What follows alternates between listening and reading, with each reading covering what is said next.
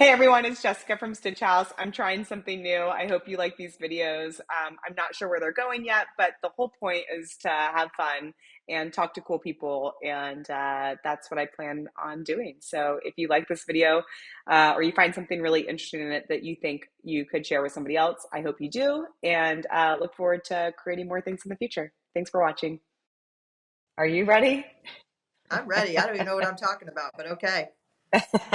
I wasn't quite sure what we were going to talk about either, but I wanted to do this interview because Mother's Day is coming up, and I really want to have a mother. So many people hear about you on my YouTube channel and in the store and in life in general, and so I thought it'd be fun to do like a little interview with you. Yeah, I think it's cool. Should we tell people who's sitting next to you first? I guess we should we really should introduce Summer. She can't do it without being in the camera. This is Summer. Yeah, this is my sister for Your little everybody that's sister. wondering. Yeah, it's your little Yes, she's sister. how old is Summer? She's 13 now. She's 13. 13. Oh my gosh. Yeah. And yes, and what people don't realize is that even though Summer is your dog, she did live with me for a little bit in Gainesville. Is that right? I thought you might bring that up. Why? Well, that's because I had her well trained, and then you untrained her. So, my girlfriend Adel has Adel has the same dog, and it's like weird how those traits carry over between the breed, Maltese. you know? Yeah, Yeah. very No, attached. Adel's is a malt. I think Summer may be a multi-poo. I think she may have a little bit of, She's a what do you think? Maltese. She's a Didn't you Maltese. get Summer because someone owed you some money for a sewing machine? Yes. Everything's about sewing in our lives, audience. Everything.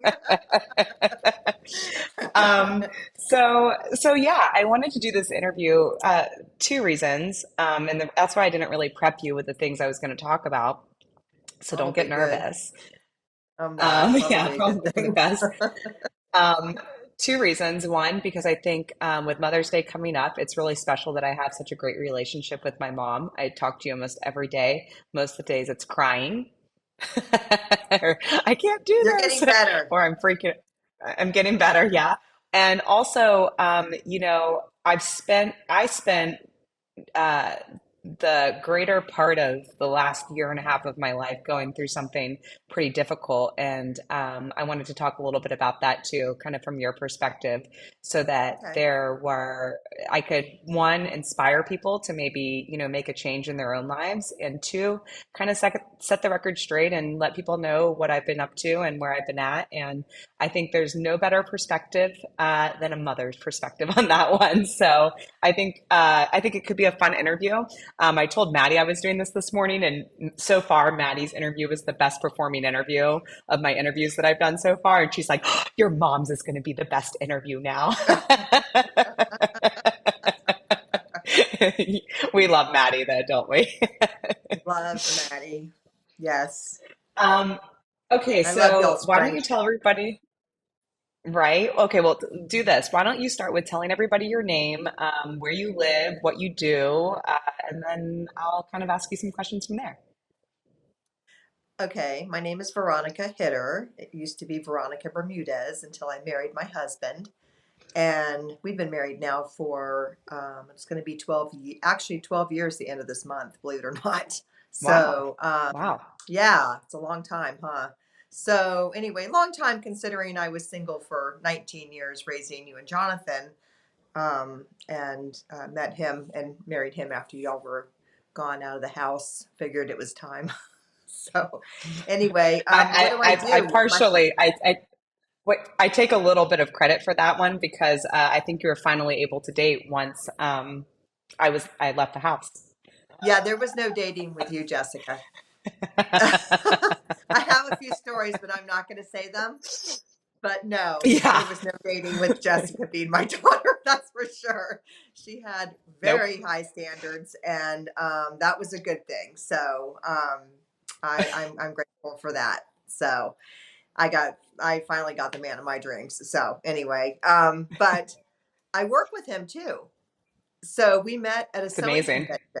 I know. We met at a sewing machine convention in St. Louis, and we were just friends for a couple of years, and then after I was able to sell my business, I and Jonathan went off to college.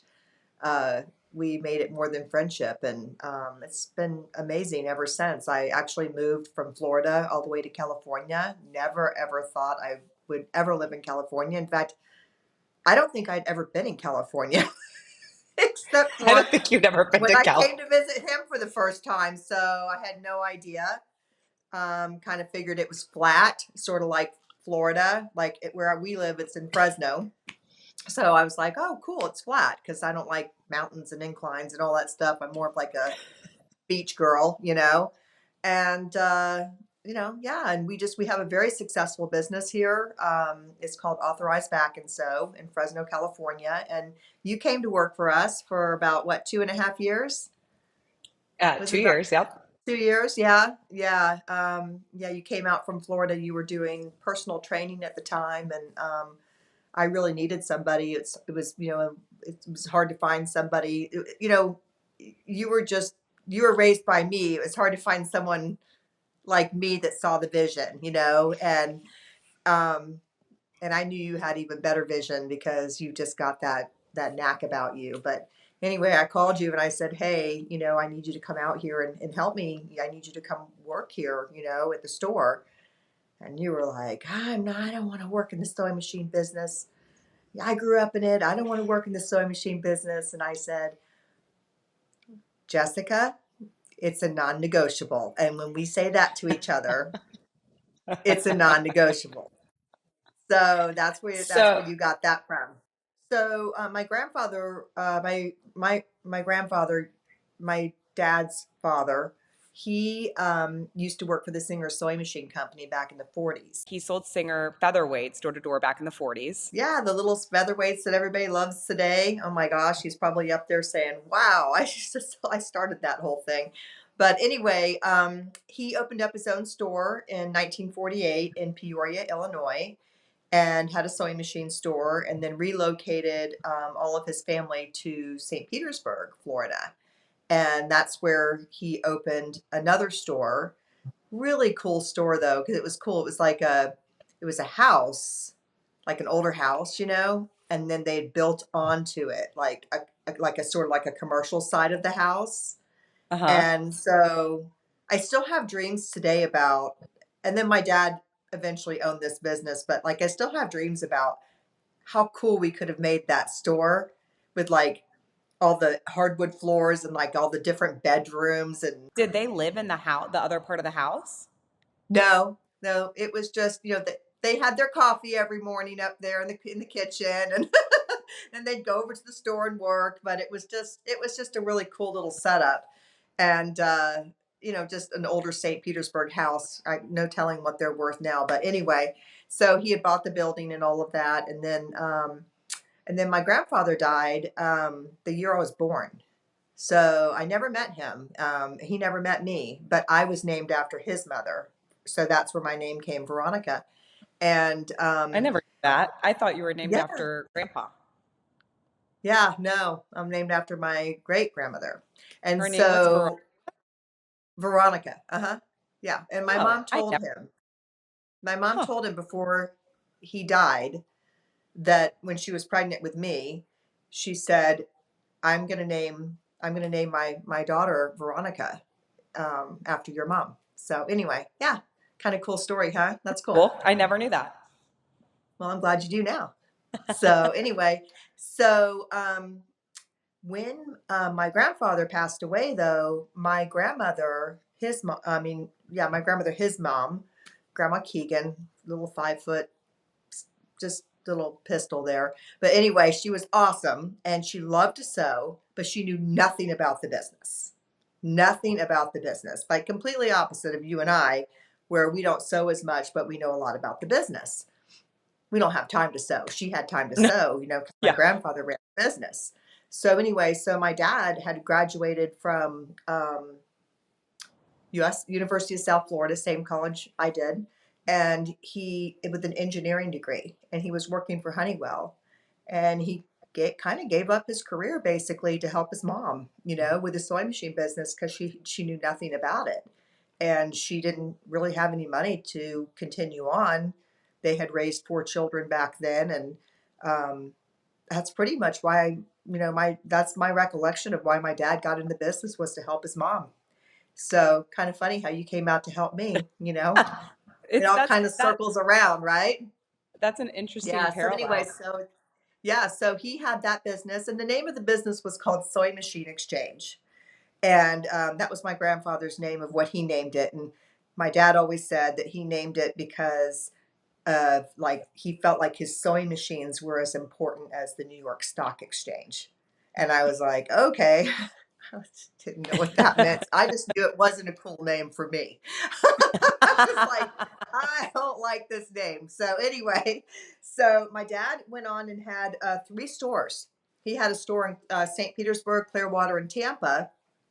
And then what happened was he ended up kind of downsizing by the time you were born, or I was pregnant with you. I had gone and gotten my education degree, elementary education degree at USF, and then I got into teaching, and I just the sewing machine business just kept calling my name for some reason. I don't know what it was. It was just the people, and so I started working in his store a little bit, in his one store he had left in Tampa, and then we expanded that store. He was going to go back into school teaching himself. And I said, well, let's, so he went, we moved down the road, down the same shopping plaza where he was, and expanded and started doing classes. And it kind of rejuvenated him, and then I certainly just fell in love with it. I loved all the classes and all the education, and no one else was doing that in our area. And I just loved being able to offer all of that for our customers, and just kept growing and growing. And I worked for him for like 11 years. And then I opened my own store with a cooler name in What was the Tampa. name? Keep me in, You can say the keep me name. in stitches. Yeah, it's Yeah. called Keep Me in Stitches. It's still there actually. Yeah. But not the North store that I opened, which was on Bears Avenue. That was the first store. And then my dad decided to retire a year after I opened that store. And then we took over that same exact location. So those were my two stores that I had, one on South Tampa, one in North Tampa, all in Tampa, about 8 miles away from each other. So Yeah. When Grandpa retired and you opened your stores, that what I remember about that was it was right before September 11th, and I reference that time period a lot when I talk to people about the things going on now because that was a very uncertain time for you in business. You had just opened your stores, I was you actually know, getting ready to open. I had been open for a year, and then had just taken over the second location, and we spent all this money building it out. And then, yeah, which is a lot like me moving into the location I'm in now a year before COVID happened.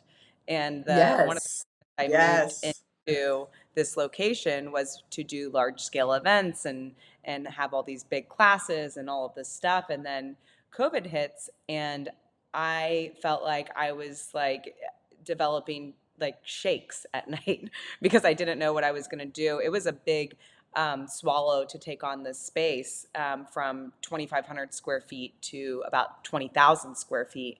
And then all of a sudden we're, in the midst of something that no one had ever seen in our lifetime before. a huge pandemic. Yeah, I mean, yeah, Yeah. I remember. I got lots of phone calls from you then too. You gave me lots of great advice at that time. When September 11th happened, one of the things that I remembered most, and something that I try to keep in the back of my mind when I'm going through things in the business, is that the sewing community like really rallied around what you guys were doing. You made flags. You couldn't find a flag anywhere, so you had. I remember going through the car line at school and seeing some of the little flags that you guys had made in the store. They were like makeshift flags, red, white, and blue, anything patriotic. But you guys made flags, you embroidered ribbons for people that were going overseas and going to fight this new war that we were just starting, and that was We actually really. We actually Sharing. raised over, yeah, we actually raised over $15,000 for the American Red Cross, making Wow. in about a week, Wow. making these little flags and those little lapel pins. So it was a lot about just getting the community into the store that was sitting there glued to their TVs and getting all, depressed. Sharing. And it was just a horrible situation. But, we have to move on. And that's how we did that. And we became like the Betsy Rosses of Tampa Bay, and ended Yeah. up raising a bunch of money. And it was really, it was very scary but very cool, look, and a great memory looking back on it, what that Tampa community came up with. Something I was just thinking about when you were talking,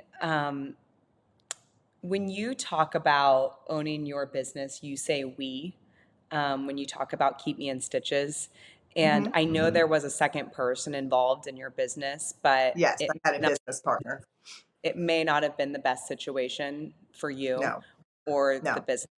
And something I do a lot that I don't love is when I talk about the business and growing it into the space, and the place that I'm at now is I say we a lot still.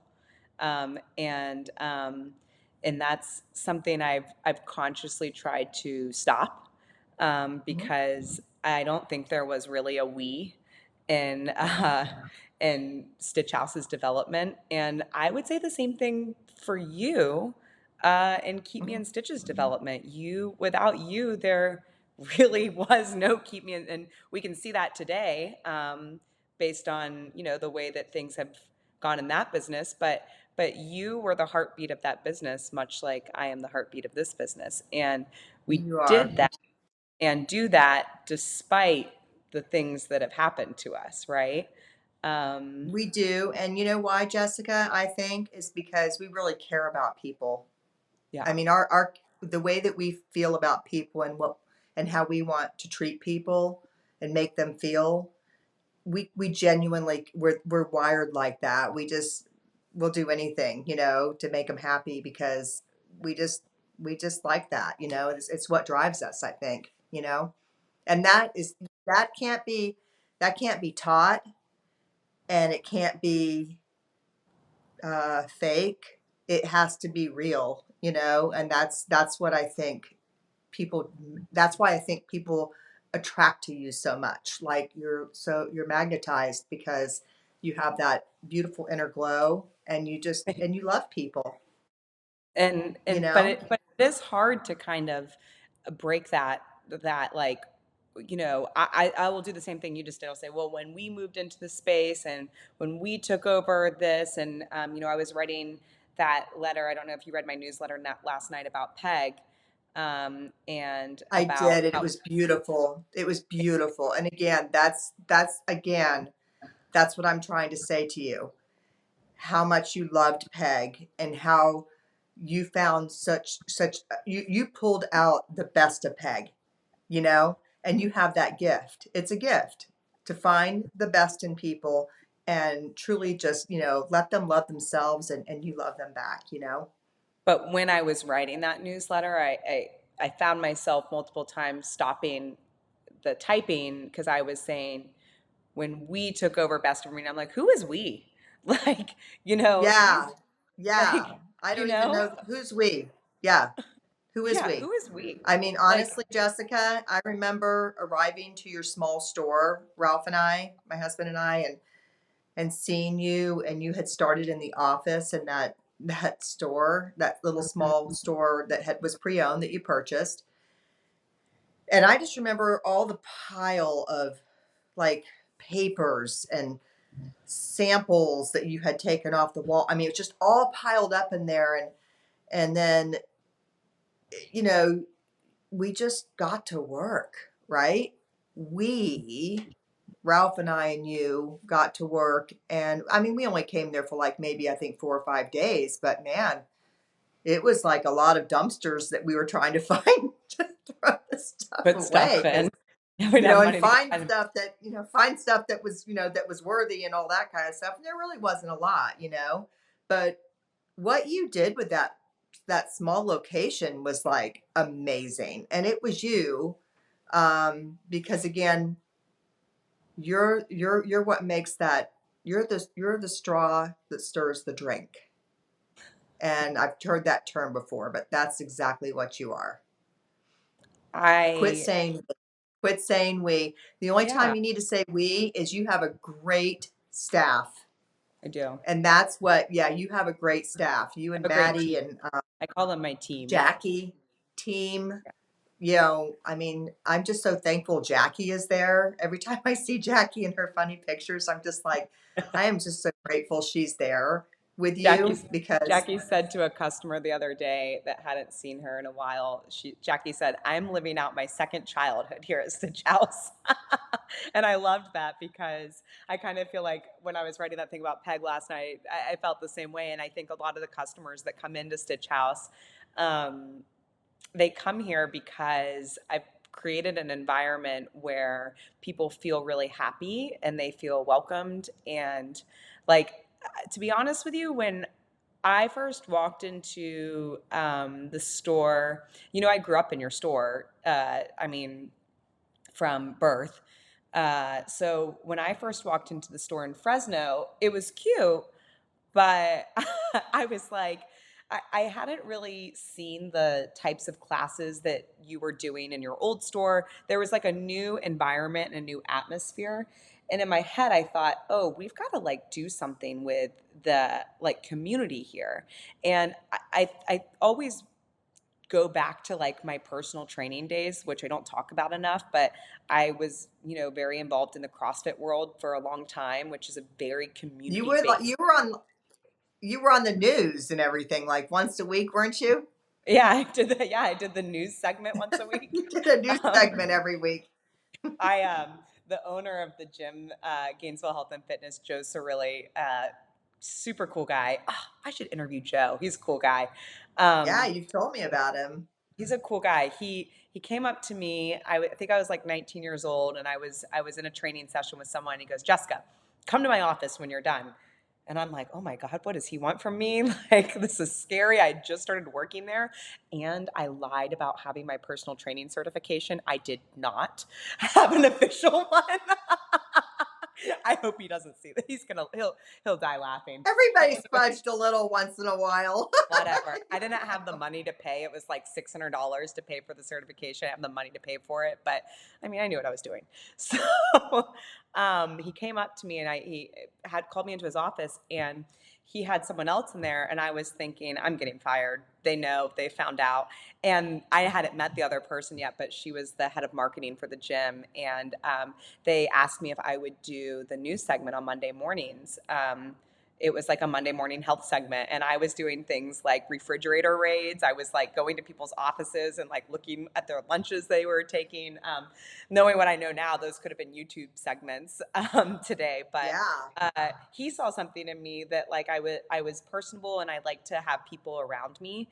And I started teaching. I convinced him to start a CrossFit program at his gym as well. He didn't have one. I was going to CrossFit at a different facility, and he trusted me for some reason and built like a big CrossFit facility on the outside of one of his locations. And I I built a You know community what, there. Jessica? All this sounds so similar because when you first came to Fresno, Ralph and I really trusted you in your visions and what your talents are. And we went from a like 2,500 square foot store. Of course, when you got there, let's go back real quick. You started ripping everything up off the walls and I can't started stand moving things on the everything walls. around and cleaning everything and throwing things away and all that. And I was like, Yeah, you I go, really girl. made Ralph angry. You did, but you know what? He ended up loving it. And so then it came upon us in the 2 years that you were there that we could move from a 2,500 square foot store to a 15,000 square foot store. The Hancock Fabrics building was available. And I looked at you and I remember saying, because I raised you by myself, so you and Jonathan have always been like my rocks, and I've looked at you with some very serious things before, and you'll look back at me and you'll just say, let's do this. That's I just, and the Rocky Bell goes off in my head. So anyway, so you said, so we were like, I was like 15,000 square feet. That's a lot. How are we going to fill it? And you go, we'll fill it. And so you and Ralph, while I was working in the small store, trying to make all the money to pay for all, because you have expensive tastes. So trying to pay for all the expense of, moving over there and everything, you worked with Ralph, my husband, and built out that store. And we still get so many compliments today on how beautiful it is and how they've never seen anything like it in Fresno. And I'm just like, yeah, yeah, that's the works of my husband and you. So I'm Yeah, really proud of you. I thank you. I'm really proud of It's you. good to hear that. I really am. I Yeah. I You're a strong woman, Jessica. You know what? And you're gonna make me you're just cry. going to keep growing and blossoming. I've really seen a lot in changes in you in the last 2 years, and I'm seeing Yeah. really amazing things. And I'm really glad. I'm glad. I'm sure your customers and all of your friends are seeing that too. What can you say about I'm so this Friday, I'm actually, I don't know if I told you this, but I'm one of the sponsors for the Genesis Women's Shelter Domestic Abuse Luncheon. And I saw that. I don't, I didn't tell anybody I was doing it. Um, and I didn't at the time really care about how much money it costs because it's a charity and a organization I really believe in. Great cause. A really good cause, local organization. Every single penny goes to helping these women that are in very terrible situations. Love And it. I posted about it on my Instagram and my Facebook, and I, for the first time, said something. I said, as someone who has survived uh, years of domestic abuse, um, I find this to be a very important cause for me. And that's probably the first time. And I didn't even like put it in a Facebook Live or in the video like this or anything like that. But from how I haven't talked about it online, I haven't really talked about it with customers. I've been very like ashamed of it. I also didn't know if I could talk about it because of how convoluted he's made everything. I'm sure my attorney will get this video and say, Jessica, why the hell did you say that online? you know, but whatever is It like is my what it thought, is, right? Because, and you pulled yourself out of it. It is what it is, and you pulled yourself out of it. It was very hard for you. It was very hard for your family. Um, and we're just so grateful that you were strong enough to pull yourself out of that.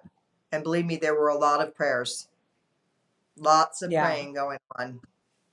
So that is the long and short of it, to be honest with you, because that's all we could do at that point.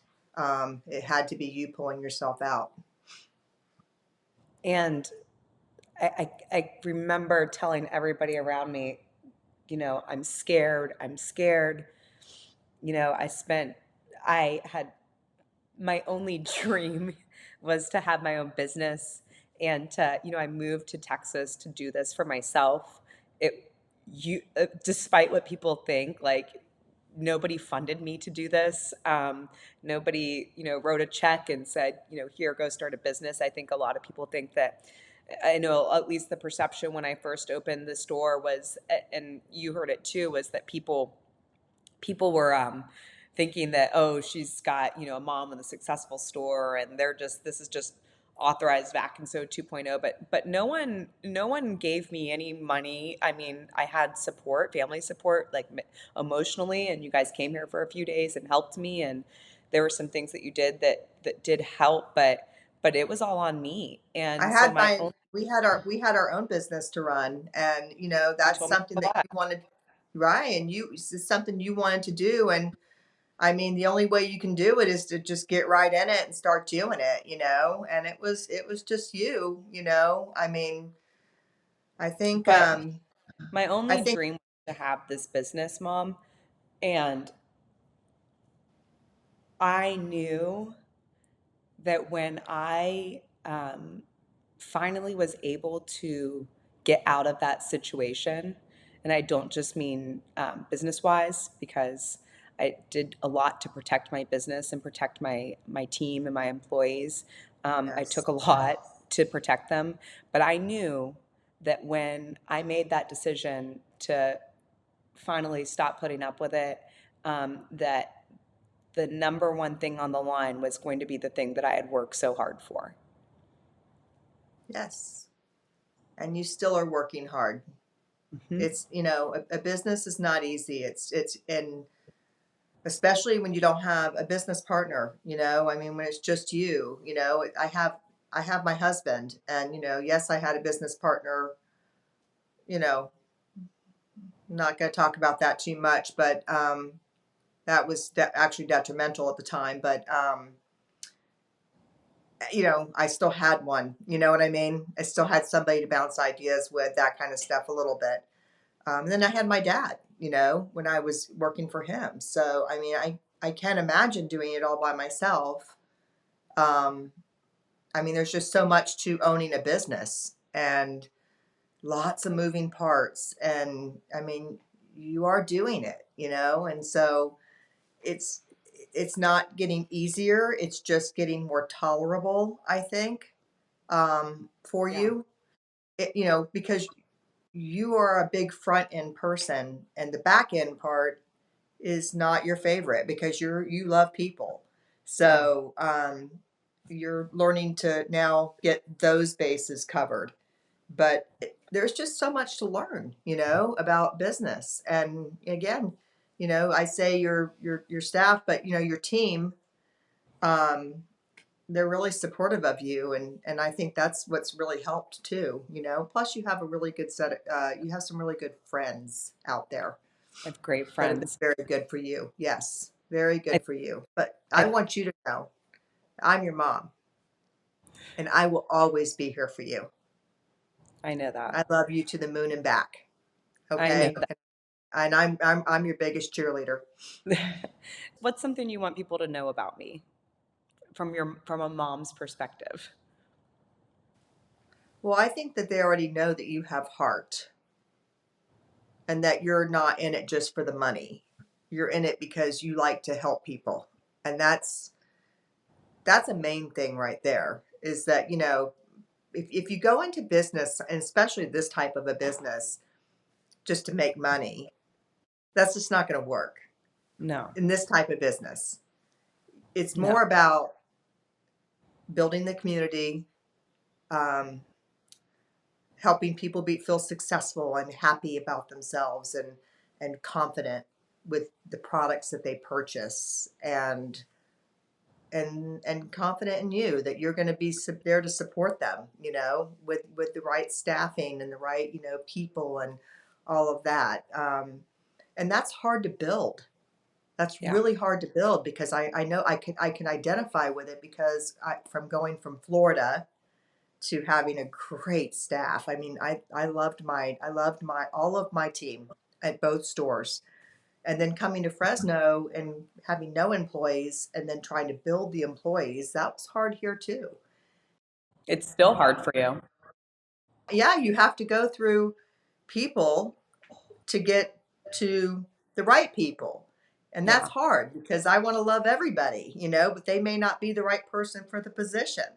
Yeah. Totally. And then it makes me sad when we part because I still care about them. They're just not the right person for the position. Totally. And and I know I know you hear me brag about, and you don't want to hear it, but I brag about my team now, and because they're just amazing. I mean, we all love each other, and it's the best team I've ever had in business. So it's really made my life better. And I think that's what you're doing right now yourself. And I'm working on it. you know, you are, and once you get there, you'll see it. You'll love your business even more because it's fun to work with people that truly care. You know. I think that in business, I think this is a good lesson for anybody listening, because I have no idea who listens to these things, to be honest with you. Me Lots of people on either. YouTube. But a good lesson in business that I've learned is that it's kind of like what you just said. It's not personal if it doesn't work out. It's more like you're trying to fit puzzle pieces together, Mhm. right? And so that's something I've had to kind of realize lately. It's like people may be good people and they may be nice and I may like them, but they not may not be the right puzzle piece that I'm looking for in my business. And my biggest concern in business, in this business, or probably anything that I do, is that whatever my product is that I'm putting out there, and in this case, it's customer service, because I don't make sewing machines, I don't make Yeah, thread. That's not my product. So my product is customer service and my brand. Whatever I'm putting out there, I want to be well received. And I want people to be happy. I want them to have a good experience. I want them to tell other people about the experience. And so I have to find the right people that aren't just kind to people, but do what they say. That's like a big cornerstone that we always talk about at my store is like, hey, if we tell someone we're going to do something, we've got to do that, right? So do what you do it. say. Like if you tell someone you're going to call them back, call them back. If you don't call them back, you didn't do what you said you were going to do. Hmm. Communication and trying to really instill the things that you've taught me through life, like do what you say you're going to do, don't complain about it, get it done. If you can't get it done, ask for help or find someone that can help you finish it. And Exactly. so that's kind of like what I'm trying to find with the team members that I'm building in the staff, because I think that I think people lost a lot of confidence in my business when I went through what I went through last year. I think I have a good core group of customers that have loved me and supported me. Peg was one Yes, of you those do. people, you know, Yes, you and do. people that knew me and know me very well. But I think it was never, to speak candidly, I don't think anybody ever really loved the idea of a 26-year-old girl coming into their market here in Dallas and kind of disrupting things. I came in doing big events and classes and providing machines and Facebook videos and all this stuff. And I think for a long time, people here in Dallas, I mean, at least what I was told by many people before I opened a store here, was that they opened their doors at 9, they closed at 5, and they said, "Okay, thank you," and that was it, right? And I come in throwing parties and having mimosas and doing all these things, and I don't think people really ever loved that idea. Um, and people started a lot of rumors about me back then too, and I just kind of brushed it off. But I think that when what happened to me happened, with that really bad relationship and stealing and all the things that, and the abuse and all the things that he did, I think that was a door for a lot of people to pump that rumor mill up a little bit. And one of the things that you kept telling me was just like, keep your head down, keep working, show up every day, like do what you're supposed to do, and block out that noise. And I think that's, if I hadn't done that, I probably would have crawled in a hole and just never come out of it. And I felt like doing that a few times. A lot of times. Yeah. Yeah, a lot of times. And yeah, and you know what? Again, it's just like you told me when, I was unhealthy and I wasn't working out and wasn't eating right and all that stuff and and you wanted me to go to a personal trainer and you're like, "Mom, you just show up. Just Yeah. show up." And I'm like, that's what I have in my head every morning that I get up and I'm like, okay, I'm just going to go show up. And that's what you did with your business. You kept showing up. And that's the main thing that people need to remember in life is, just show up. It's not going to be that bad.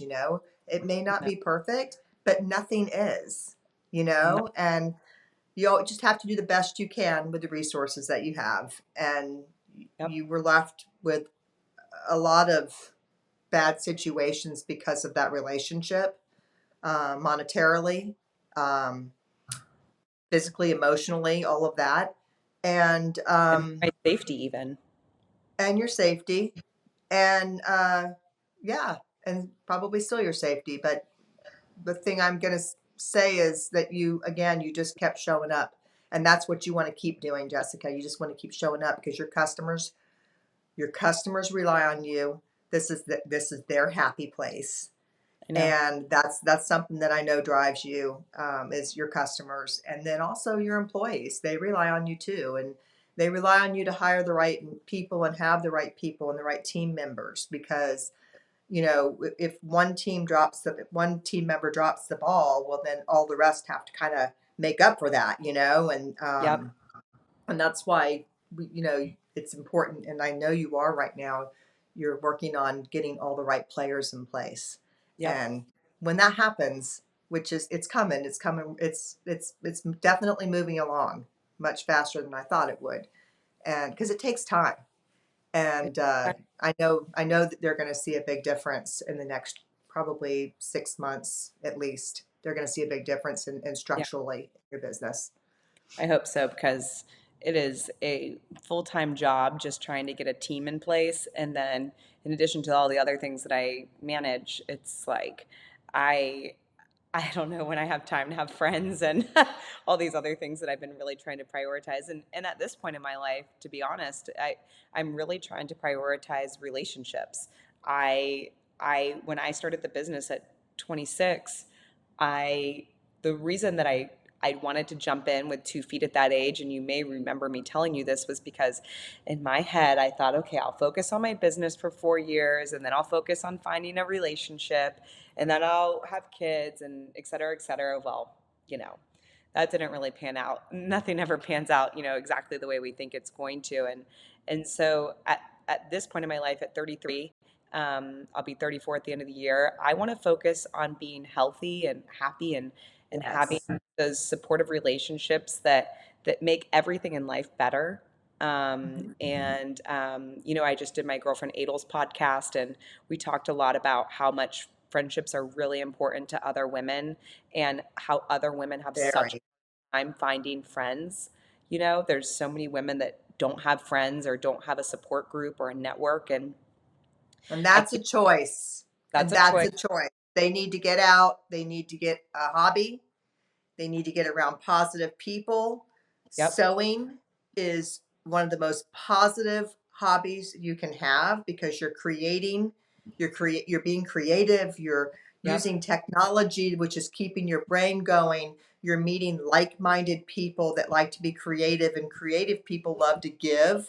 So that's where really it's your own fault. If you stay in your home, you have no excuse. You know what I mean? If you go to a That's happy place like Stitchhouse or my business, you're obviously going to be around happy people, and it rubs off. It That's really does. the whole Yeah. reason I created this place. So I feel like when I was going through all that stuff, it was really hard for me to kind of cultivate that environment like I wanted to, and I just kept. One of the things my therapist told me to do, because I really struggled coming here, not coming to work and not getting out of my house. I didn't struggle with that. I struggled with coming here because I was, you know, very abused in this space for so long. And he said to me, the longer you avoid something, the more anxiety you start to build around it. And Hmm. you have to go every day, Jessica. I don't They care say, if you drive there and you have to pull into the parking lot and turn around that day. But I want you to at least go there every day. And sometimes I would drive here and I'd sit in the parking lot for a few hours or a and few talk to minutes, me on the go home. phone. Yep, and then I'd go home. Talk to me on Or the phone.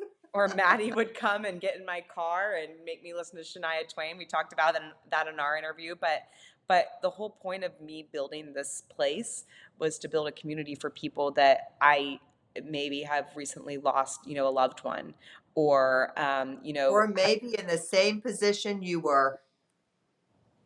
You yep. never know. You never know. I'm really glad that you are supporting that cause with the domestic violence. There's a lot more of it goes on in this world than we know, and and we hide it. People hide it. They don't want anybody to know. They don't want to see anybody. They don't want to let anybody see them sweat. Well, But I your get it. community that you have at the store, um, I think people would feel more comfortable talking about it, and knowing this it's not right. Get out. Just, Yeah. get out. Find a way, get out of it. Yeah, that's There's more why. to life than that. Yep, I agree. And I think that I'm very grateful to have such a supportive mom. I You- If you ask anybody, my mom thinks I'm the greatest human alive. Well, second greatest because the first one's my brother, Jonathan. You both are great. You both are John, great. Jonathan's great. But I think not only our He's your relationship, CFO. yeah, that's what it He's says your on my, CFO. That's what it says. I got to make that kid work a little more though. Uh, but Yeah. I'm very lucky. People always the first question that people always ask me when I tell them what I do is they say, "Well, how did you get into that?" And it's so Hmm. funny because it could be anybody, anywhere, anywhere. That's the first question. You see people's gears start to spin, right, when you tell them what you do, and they can't get anything else out other than, "How'd you get into that?" And Hmm. I always say, my mom does it, my grandfather did it, my great grandfather did it, and so I'm lucky to come from a lineage of people because if anybody knows anybody that owns a business, I don't mean works in a business, I mean owns their own business. It is not for the faint of heart. So I say that and I come from a very strong line of stubborn people that push their way through. And uh, no one in our family particularly comes from any money. We aren't, handed No, down money to start these businesses, but no. I'm a fourth generation entrepreneur, and my mom was a single mom and an entrepreneur, and I think that's really cool. And a lot of people probably could never say that, and so I feel really lucky. I feel really lucky to have you as a daughter, babe. I love you very much. Oh, I love you too. Proud of you. Thanks, Mom. Yeah. Thank Well, you for you're making on. me a mom. You're my firstborn. Yes. I uh I I think it's a cool story. I think a lot of people will hear this and maybe at least something will resonate in this story with them. Maybe the story will set some of the rumors straight about me and or Those rumors are who rumors. cares They're if just they nothing. don't? Who cares if they They're don't? dumb. Yeah, that's just, you know what? That's people who are, I mean, if they're talking about rumors, they're just, they're robbing themselves of their own happiness because they could Yeah, be talking about happy things. totally. And that makes me sad for them. But I'm happy for you. And we're just going to keep on going, right? Just keep on showing up. Yep, and you're heading off to Tahoe right now? I'm heading off to Tahoe on my brother dealer convention. Very Yep, that's fun. the incentive trip that I won. Yeah, I'm Very. excited. I'm not a snow person. I know it's going to be full of snow, but more of a Florida girl. But it'll be interesting. Did you just Well, yawn? no, I laughed. But there's Summer. Summer looked like she was yawning. Summer is summer. Yeah, Hello. Yeah, she's so she's my cute. baby, and she comes to the store every day. I don't know why you don't bring Doug every day. Because Daytona can't be here because she's a Oh, spaz. And if I can't separate them because she's obsessed with Doug. And yeah, that's a yeah, you whole can't other bring thing. two. I You do can't have bring a two. dog bed in my office behind me right here for them, and I was thinking about bringing them, some days, but every day I leave every day I wake up for yoga at 5 a.m. and I try to get to the store by around 9, and I always tell myself in my head, I'm just going to go to the store for a few hours and then I'm going to go home and do a bunch of office work. And that like literally never happens. So that's why I haven't been bringing them up here. It's 1:15. I got a few things to do today that are important. But yeah, I appreciate you doing this interview with me, Mom. I know you would do it, of course, anyway. Yes. And I hope that everybody listens to this on Mother's Day and really appreciates the mom that they have or the person that played that mother role in their lives. And yeah, thank you. I love you, Mom. Glad to be your mom. I love you too, Jess. All right, have fun in Everybody have a Tahoe. great day. Okay, bye. Bye.